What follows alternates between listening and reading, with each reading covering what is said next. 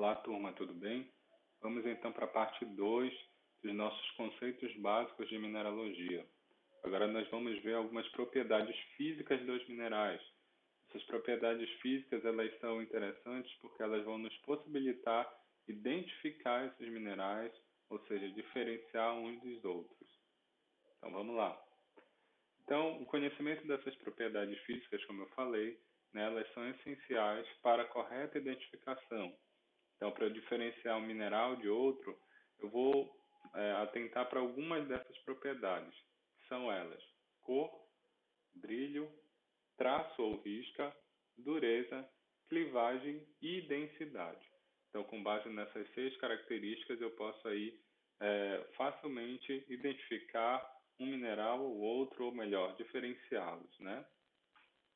Então, vamos lá para a cor. O que é que a cor nos fala sobre o mineral?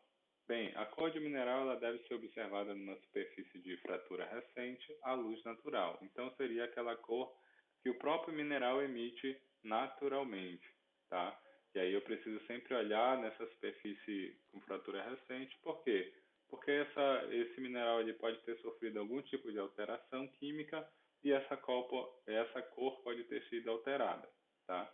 Então, há alguns minerais que sempre se apresentam na mesma cor, como é o caso do ouro, por exemplo, né? Ele sempre vai se apresentar com aquele amarelo mais vivo. Esses são os minerais que nós chamamos de idiocromáticos.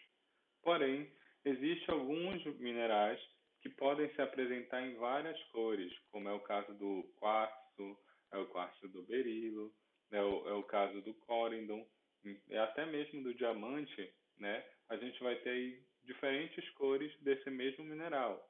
Então, se a gente for aqui olhar para a nossa direita, a gente vai ter lá o quartzo rosa, o citrino, a ametista e o quartzo hialino, que é aquele que não possui cor nenhuma. Esses todos são quartzo, porém cada um com sua variedade de cor, né? Brilho é uma outra característica muito importante dos minerais. De modo geral, o que é brilho? É como esse mineral reflete a luz em superfícies não alteradas. Dentro desse brilho, a gente vai separar esses minerais em duas classes: o que possuem brilho metálico e os que possuem brilho chamado não metálico. Metálico já fica aí meio que, né, dito como é que esse mineral vai se assemelhar. Então, quando eu pego aquele mineral, ele vai ter uma cor mais voltada para o metálico, tá? E o brilho não metálico é quando ele não se parece com metal. Ele se parece, por exemplo, com vidro. Aí eu vou dizer que ele tem um brilho vítreo. Quando ele tem aquele aspecto arenoso, né, terroso, eu vou dizer que esse mineral tem um brilho terroso. Quando ele parece uma seda, né, na sua superfície, eu vou dizer que ele tem um brilho sedoso. Quando esse mineral se assemelha muito à pérola, né? Aquele brilho da pérola, parece que tem uma camadinha em cima. Eu vou dizer que esse mineral tem um brilho nacarado e assim por diante. Tá? Então, o brilho vai geralmente se assemelhar a algum tipo de material que a gente já conhece e isso a gente vai atribuir também aos minerais. Traço ou risco, né? O traço ou risco é a cor que o mineral apresenta quando reduzido a pó, num almofariz, ou quando a gente risca ele em uma placa de porcelana despolida. Nesse caso, somente para minerais com dureza menor que 6,5. Mais à frente a gente vai entender o que quer dizer isso, tá bom? Então, como vocês podem ver nas figuras aqui ao lado, né, nós temos aqui dois minerais, tá? Ambos são, a gente pode ver aqui que eles têm cores diferentes, né? E quando o risco aqui embaixo que está aparecendo na placa de porcelana é totalmente diferente da própria cor do mineral. A gente tem aqui, ó, embaixo um outro exemplo de mineral que tem essa coloração azul, no entanto o risco dele é branco, né? E aqui embaixo, né, outro exemplo do risco da hematita e da magnetita, né? A hematita ela tem esse risco mais avermelhado, amarronzado, enquanto que a magnetita ela tem um risco preto. Aí por que esses dois minerais eles estão aqui? Porque geralmente eles são muito fáceis de serem confundidos. Tá? Eles são muito parecidos. E aí quando eu faço o risco eu consigo facilmente é, diferenciar um do outro. A dureza praticamente é uma das propriedades físicas mais importantes dos minerais. porque é através dela que a gente identifica muito bem cada um deles, além, logicamente, da cor e do brilho, né? Então, a dureza ela pode ser entendida como a facilidade com que a superfície de um mineral pode ser riscada. Ou seja, aqui a gente não está falando de tenacidade. Tenacidade é uma outra propriedade. Um mineral tenaz quer dizer que ele é duro ao choque, né? Ele é resistente, melhor dizendo, ao choque. Enquanto dureza, ela está dizendo que esse mineral, quanto mais duro ele for, ele é mais resistente ao risco, à abrasão. Então, ele vai se desgastar menos, por assim dizer. E aí, lá em 1822, Frederick Moss, né, ele constrói uma escala, né, que hoje é conhecida como escala de dureza de Mohs, e ela é baseada na facilidade, desculpa, com que um mineral risca o outro. Então, a gente tem aqui a escala de dureza de Mohs, e essa escala ela vai de 1 a 10, então ela inicia lá com o talco, depois o gipso, a calcita, a fluorita, a apatita, o ortoclásio, o quartzo, o topázio e o corindon e por último, né, mas não menos importante, o diamante. Então, conforme aumenta o número, aumenta também a dureza desse mineral. E aqui a gente tem essa representação, né, do talco, tá? Aí a gente tem aqui o gipso. Aqui nós temos a calcita, dureza 3. Aqui nós temos a fluorita, com dureza 4. Nós temos aqui com dureza 5 a apatita, o ortoclásio, com dureza 6.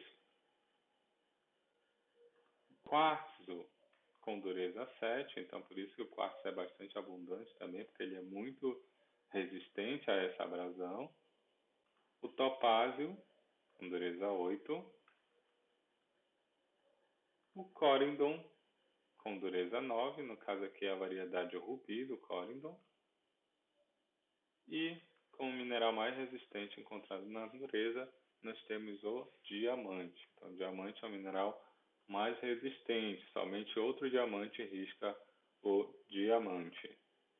Então, a dureza ela é uma dessas propriedades muito importantes para a gente conhecer os minerais. Outra propriedade também que é bastante importante é o que nós chamamos de clivagem. A clivagem é a propriedade física desse mineral em se dividir segundo planos bem definidos. Então, quando eu aplico uma força sobre esse mineral, ele vai se quebrar em superfícies bastante planas e brilhantes. E elas vão ser constantes, então vai ter uma diferença preferencial para ocorrer essa quebra. Tá? E o que é que acontece nesse processo de clivagem? O que acontece, na verdade, é que a gente tem aí alguns planos de fraqueza, que a gente chama. Então, na estrutura interna do mineral, a gente vai ter esses planos, que é justamente quando colocado algum tipo de esforço sobre ele, eles vão se quebrar ao longo dessas linhas de fraqueza, por assim dizer. E aí nós temos alguns minerais que são muito conhecidos por apresentar clivagem. A primeira é a calcita. A calcita ela sempre vai apresentar essa clivagem, esses planos muito bem definidos. E a mica também. Né? A mica ela é um tipo, aí a gente vai ter biotita, moscovita, entre outros, que vão se quebrar justamente ao longo desses planos, ó, como vocês podem ver aí na imagem. A fluorita também é um outro tipo de mineral que vai apresentar clivagem. Né? Então, a clivagem é a facilidade que o mineral tem de se quebrar em algum plano, né? Formando assim superfícies é, retas. E por último, nós temos a densidade. A densidade ela é uma propriedade também bastante importante, né? Principalmente para diferenciar os minerais que são mais densos e aqueles que são menos densos. Então, a gente tem um exemplo aqui acima da galena. Né? A galena é um dos minerais mais densos que nós temos. Ela é um sulfeto de chumbo. Então, por conta disso, ela é muito densa, né? Muito pesada, vamos colocar essa palavra, tá? Tá errado, mas só para vocês entenderem. A barita também é um outro mineral bastante, com uma densidade bastante elevada.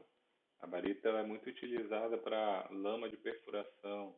Então, a gente adiciona um pouco de barita para que a lama fique um pouco mais densa, para evitar, por exemplo, que o furo lá no petróleo ele venha ou melhor, o furo não, a parede, né, do furo venha desmoronar ou algo parecido. Tá bom, pessoal? Então, sobre propriedades físicas dos minerais, é isso que nós temos para falar hoje, tá? Então, a gente encerra aqui os conceitos básicos de mineralogia. Agradeço a atenção de vocês e fiquem aí atentos para as nossas próximas aulas, tá bom? Obrigado, pessoal.